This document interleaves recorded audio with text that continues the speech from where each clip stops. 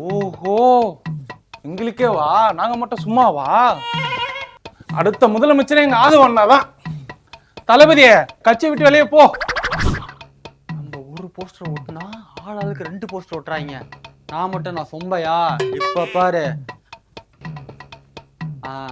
எங்க சின்னவர் எத்தனை நாளைக்கு தான் துணை முதலமைச்சராக இருப்பாரு. சின்னவரே, நீங்க தான் அடுத்த முதலமைச்சர்.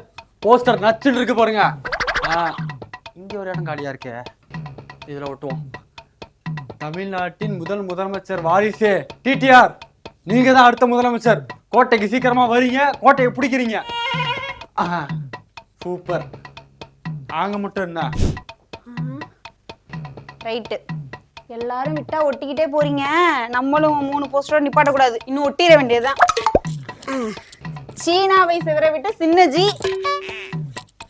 அமெரிக்காவை பதற விட்ட பெரிய ஜி. என்ன சின்ன ஜிக்கு போட்டோ தான் கொஞ்சம் மாறிடுச்சு, பரவாயில்ல, அதை யார் கண்டுபிடிக்க போறா, எல்லாம் நம்பிடுவாங்க. இந்த 2 போஸ்டரையும் சீனாக்காரங்களும் அமெரிக்காக்காரங்களும் பார்க்காம இருந்தா சரி.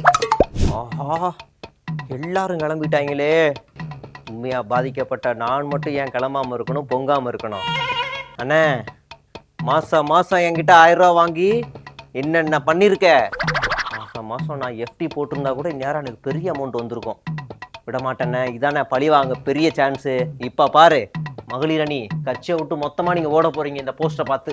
அக்கா மயில்விழியே, நீ தான்க்கா பொதுச் செயலாளர், முதலமைச்சர் எல்லாமே. வாக்கா, இலங்கையை ஆட்டி படைக்க வாக்கா, தமிழகத்தை தலை தூக்கி நிறுத்துக்கா, பச்சை தமிழச்சிக்கா. நீனு அந்த வார்த்தையை விட்டுறக்கூடாது. பத்தாது, இந்த செய்கை பத்தாது, வெறியாவது. சேட்டை அண்ணன் போட்ட வேண்டியதான். நீ தானே கட்சியின் உண்மையான விசுவாசி. கட்சியை உருவாக்கி நீ என்ன சைட்ல நிக்கிற, வந்து கட்சியை வழி நடத்தின, அண்ணன் சைமனை விரட்டுன. இது போதும், இதுல பத்த வைக்கல 3வது அஸ்திரம் வச்சிருக்கேன், அதை எடுத்துட வேண்டியதுதான்.